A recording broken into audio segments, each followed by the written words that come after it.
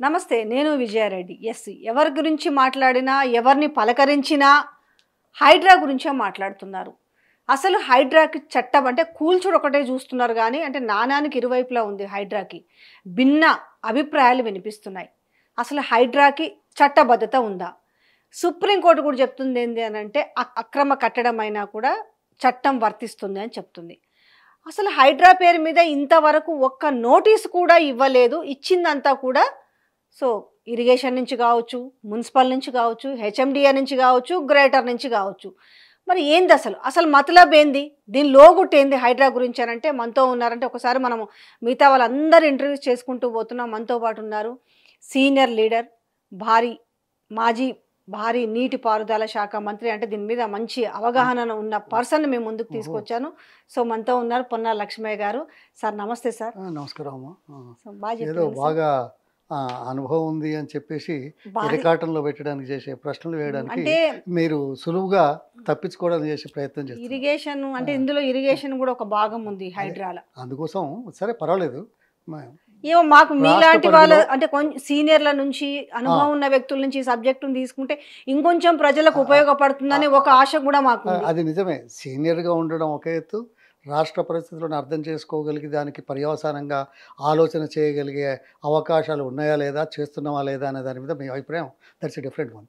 ఇక మొత్తం ఒకటే ఇరిగేషన్ అని చెప్తే ఎట్లుంటుంది అంటే ఈ గింతకే పరిమితం అవుతాడు, ఇంకో దానికి పరిమితం ఇరిగేషన్ కాదు. ఒకటే కాదు, ఎందుకంటే మీరు ఏమంటారు చాలా కాలంగా సుదీర్ఘ కాలంగా మీరు కాంగ్రెస్ పార్టీలో పనిచేసారు కాబట్టి అప్పట్లో అనుమతుల మీద ప్రభుత్వంలో పనిచేసినాం. ప్రభుత్వంలో ఉన్నా లేకపోయినా కాంగ్రెస్ పార్టీలో మీకు అందరూ తెలుసు, అందరు సీనియర్ లీడర్ల గురించి తెలుసు. ఇవాళ ఏంటి అంటే ఈ హైడ్రా చట్టబద్ధత గురించి మాట్లాడేటప్పుడు ఇవాళ సపోజ్ అందరికీ తొందరగా ఎక్కే సబ్జెక్ట్ అంటే ఎన్కన్వెన్షన్ ఉంది, నాగార్జున ఎన్కన్వెన్షన్. అది 2012లోనే స్టార్ట్ అయింది. అంటే అప్పుడు కాంగ్రెస్ ప్రభుత్వమే ఉంది. ఇలా చూసుకుంటే చాలామందికి ఆనాడు లీడర్లుగా చేసిన వాళ్ళు, ఈనాడు లీడర్లుగా ఉన్న వాళ్ళకు కూడా చెరువుల చుట్టూ ఫామ్ హౌస్లు ఉన్నాయి. ఇవాళ హైడ్రా అని మాట్లాడుతున్న నేపథ్యంలో అసలు మీరు హైడ్రా గురించి మీరేం చెప్తారు? హైడ్రా అనే పదం పక్కన పెడదాం. పర్యావరణాన్ని కాపాడుకోవడం, అదే రక్షించడం, పర్యావరణంగా ప్రజలకు ఇప్పుడు కానీ భవిష్యత్తులో కానీ ప్రమాదం లేకుండా ఉండడానికి చూసే బాధ్యత ప్రజాస్వామ్య ప్రభుత్వాలది బాధ్యత. ఆ బాధ్యత నిర్వర్తించడంలో వచ్చే ఒత్తిళ్లు కానీ లేక మిగతా కార్యక్రమాలు కానీ ఏ ప్రభుత్వం ఉన్నా ఏ మేరకు స్పందిస్తుందో అనేది ఒక అంశమైనా, కానీ అంతిమంగా ప్రజల క్షేమం కోరడమే రాజకీయ పార్టీలు ప్రభుత్వాల లక్ష్యంగా ఉంటుంది. దీంట్లో ఎవరు కాదనేది లేదు. కానీ ఏదో కొత్తగా రాత్రి కలబడ్డదా లేకుంటే రాత్రి ఆలోచన చేసినరా పొద్దున ఇదొక ఏది ఉద్యమం అంటారో, హవా అంటారో, లేకుంటే అప్పుడే బ్రెయిన్లో చాలా తెలివితేటలు వచ్చేసి ఏదో కలబడి ఇంతకంటే నేను మంచి పని చేస్తాననుకొని ఆవేశంగా ఉధృతంగా ముందుకు పోయి జనంలో ప్రచారం కోసం చేసే ఎత్తుగడలు కూడా ఉండి ఉంటాయనే దాంట్లో నాకు సందేహం లేదు. ఏది చేసినా మన పర్యావరణాన్ని కాపాడుకోవాలి, ప్రజలకు మేలు కలగాలనేది అంతిమ లక్ష్యం. ఇది కాదనేది లేదు. కానీ గత 30-40 సంవత్సరాల నుంచి ఉన్న విషయాన్ని ఒకే రోజు తెల్లవారేసరికే ఒక నిర్ణయం తీసుకొని కూలగొట్టడం అనేది చేస్తున్నారు. ఓకే, కూలగొట్టినంత మాత్రాన ఈ నీటి సామర్థ్యం పెరుగుతుందా అనేది ఒకటి. ఆ కూలగొట్టిన తర్వాత ఆ నీటి సామర్థ్యం పెంచడానికి చేసే భాగంలో ఆ మట్టి ఏదైతే ఉందో, ఇవన్నీ ఏదైతే ఉందో అవన్నీ తీయడానికి, అవన్నీ తీసిన తర్వాత ఎంత పెరుగుతుంది దానికి ప్రభుత్వ పరంగా ఆలోచన చేసి ప్రణాళిక వేసి డబ్బులు కేటాయిస్తారా, దీనికి ఎంత అవుతుంది అనేది రెండో అంశం. మూడో అంశం ఇదన్నీ ఏది లేకుండా అకస్మాత్తుగా తెల్లారవారసుగా మీరు ఏదో అన్నారు, అది ప్రస్తావన తెచ్చారు కాబట్టి ఎన్కన్వెన్షన్ అనేది నాకేం సంబంధం లేదు, నాకు పెద్దగా తెలియదు. కానీ అక్కడ ఉన్న సమాచారం బయట పత్రికల్లో వచ్చింది. వారి కుటుంబ సభ్యులతో మాట్లాడితే తెలిసింది. ఆయన బయటికి చెప్పింది కూడా 2014లోనే. అది సక్రమమా లేదా అనేది వేరే అంశం. చొరబాట పొరపాట తెలీదు. ఏదైనా హైకోర్టులో స్టే ఉందనేది చెప్తున్నారు. వీళ్ళు నోటీస్ ఇచ్చారని, నోటీస్ ఇచ్చిన తెల్లవారి వరకే కూల్చారని. నేను ఎందుకు దాని మీద ఇంట్రెస్ట్ చూపించానంటే అక్కినేని నాగేశ్వరరావు గారు వాళ్ళ నాన్న హైదరాబాద్ నగరానికి మొట్టమొదట చెన్నై నుంచి అందరినీ కాదని హైదరాబాద్ నగరాన్ని ఎంచుకొని హైదరాబాదులో సినిమాలు తీయాలని, హైదరాబాదులో ఇవి ఉండాలని చేసిన ఒక మహనీయుడు. మనం కాదని లేదు. అభివృద్ధికి ఆయన హైదరాబాద్ ప్రవేశం చారిత్రాత్మకం. దాని తర్వాతనే ఇక్కడ మిగతా ఇండస్ట్రీ అంతా వచ్చింది. ఇలా చెన్నైలో తెలుగు మీడియా చాలా తక్కువ ఉంది కదా. అంటే ఓకే, ఆయన మంచి పని చేశాడని చెప్పి మిగతా పనులను మనం క్షమించాలని దాంట్లో నేను ఒప్పుకోను.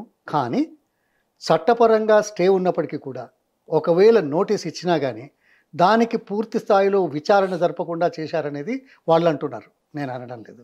ఇక మీరే అన్నారు ఉపోద్ఘాతంలో, ఏది నోటీసులు ఇవ్వట్లేదు, కొంతమందికి ఇచ్చారు కొంతమందికి ఇవ్వలేదు. కొంతమందికి ఇచ్చారనే దాంట్లో ఎవరు అడిగితే సీఎం గారి అన్నకు కూడా అన్న తమ్ముడు ఆయన ఎవరు ఆయనకు కూడా ఇచ్చారు కదా. ఓహో ఆయనకి ఇచ్చారా నేను అడిగాను. అవునా, అవును ప్రచారం అవుతుంది కదా. వాళ్ళకి 30 రోజులు ఇస్తే పాపం గుడి చిన్న చిన్న ఉన్న వాళ్ళకి మీరు ఇంకా వెనకబడుతున్నారమ్మా.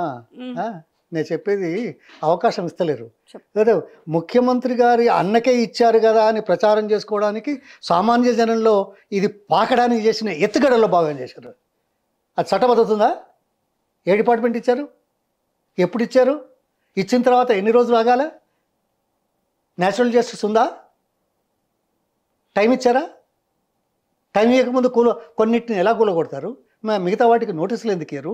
హైడ్రా నోటీసులు ఇస్తున్నదా? ఇవ్వలేదని నాకు తెలిసినంత మటుకు ఇంతవరకు హైడ్రా పేరు మీద ఒక్క నోటీసు రాలేదు. ఎవరి మీద వచ్చింది? జిహెచ్ఎంసి, తర్వాత ఇదేంటిది మున్సిపల్ ఇరిగేషను, హెచ్ఎండిఏ, ఈ పరిధి లోపట. అంటే వాళ్ళు ఇస్తారు, హైడ్రానేమో యాక్షన్ తీసుకుంటుంది. మరి హైడ్రా యాక్షన్ తీసుకున్నదా? రేపు పొద్దున ఈ మాట అన్నాను కాబట్టి హైడ్రా చేయలేదు మేమే పంపించడం అని చెప్పే బాపతి కూడా ఉంటారు. ఇవన్నీ మనం ప్రభుత్వంలో రాజకీయాలలో మనం చూసేది ఇవాళ కొత్తనా? అందుకోసం చాలా అది కాదు. ఇవన్నీ ఒకటైతే చివరికి దేశంలోని అత్యున్నత న్యాయస్థానం ఏదో హైడ్రా మీదనో లేక కూల్చివేతల మీద కాదు, ఒక ముఖ్యమంత్రి స్థాయిలో ఉండే అతను సంభాషణల మీద నేను అంతకుముందే మీ మీడియాలో వచ్చాను, బయట వాళ్ళు అనకముందే వచ్చాను ఇది తగదు అనేది. ఇలా మాట్లాడే వాళ్ళు సమాజానికి న్యాయం చేస్తారా? సమాజం గురించి ఆలోచిస్తారా? తన ఊపిరి కాపాడుకోవడం, తన వైఫల్యాలను కప్పిపుచ్చుకోవడం చేసే ఎత్తుగడల్లో భాగంగా చేసే ప్రచార కార్యక్రమంలో భాగంగా చేస్తున్నాడు.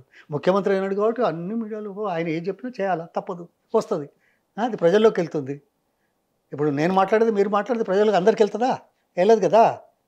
అగో ఇది మభ్యపెట్టడం చేసే ఎత్తుగడల్లో బాగా చేస్తున్నారు. సుప్రీంకోర్టు ఈ విషయంలో కూడా చాలా ఉన్నది. నేను ఒకటే అంట, న్యాచురల్ జస్టిస్ ఎక్కడ ఉంది అనేది వస్తున్నది. అంత మాత్రాన ఇవి ప్రోత్సహిస్తారా అని మళ్ళీ మీరు అడుగుతారు. ఇది న్యాయమేనా అని మీరు అడుగుతారు. అది న్యాయం కాదు అని నేను మొదలే చెప్పాను. ప్రోత్సహించకూడదు అని చెప్తున్నాను. ప్రోత్సాహం లేకుండా అంటే ఇటువంటి వాళ్ళు చేయకుండా ఉండడానికి చేసే దాంట్లో తక్షణమైన కఠినమైన నిర్ణయాలు, అధికారులు, యంత్రాంగం, పర్యవేక్షణ ఇవన్నీ అవసరం. అది బలోపేతం చేయకుండా రాత్రికి రాత్రి అనుకొని తెల్లారే చేస్తే ఇది దేశ సంపద. అది ఎవరన్నారు? ఆయనే అన్నాడు, ముఖ్యమంత్రి ప్రతిపక్షంలో ఉండి. ఎవరితో?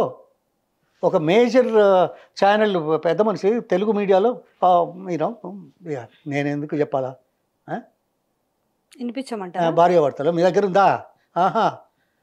అదే దాంట్లో అదే చెప్పాడు. ఆయన ఏమన్నాడు? నేను ఇప్పుడు అంటే నన్ను అంటారు దేశ సంపద కదా, సంపదను నాశనం చేస్తావా, కూలగొడతావా, దీనికి పర్యావరణం అంటే ప్రత్యామ్నాయంగా ఏంటిది? చూపించండి. 200 గజాలు 400 గజాలు అలా కట్టుకుంటే జేసీబీలు పెద్ద పెద్ద మిషన్లు తీసుకెళ్ళి ఇస్తా సిమెంట్ మిగతాయి చట్టంలో ఒకవేళ ఇర్రెగ్యులారిటీ జరిగినా రెగ్యులరైజ్ చేయడానికి చట్టంలో నిబంధన ఉంది. వాళ్ళేం ఓపిడీ చేయలే, లేకపోతే వాళ్ళేం దేశద్రోహం చేయలే. వాళ్ళు అమాయకంగా కొనుక్కున్నారు, దాంట్లో కట్టుకున్నారు. ఒకవేళ అనుమతులు లేవనుకోండి, రెగ్యులరైజ్ చేయడానికి certain rules and regulations. Criminal waste గా మొత్తం ఉన్న బలంగా నేలమట్టం చేయాల్సిన అవసరం ఉందా సార్? ఇలా గవర్నమెంట్ స్కీమ్స్ అనౌన్స్ చేస్తుంది. మీరు గవర్నమెంట్ ల్యాండ్స్ లో ఉంటే మీరు రెగ్యులరైజ్ చేయించుకోండి, మీరు బిల్డింగ్లు కట్టుకుంటే రెగ్యులరైజ్ చేయించుకోండి. ఇంకోటి, నువ్వు అయ్యప్ప సొసైటీ కాడికి ఒక ఫార్ములా ఇచ్చేది ఉండే, కట్ ఆఫ్ డేట్ ఇచ్చేది ఉండే. సో అయ్యప్ప సొసైటీలోనేమో నువ్వు అట్లా కూలగొట్టి ఎంఆర్ ప్రాపర్టీస్ ఇవాళ కేవీపీ రామచంద్రరావు సుల్తాన్ పెద్ద పెద్ద ప్యాలెస్లు కట్టుకుంటారు సార్. ఈ మాట అన్నాడు కదా, అవును.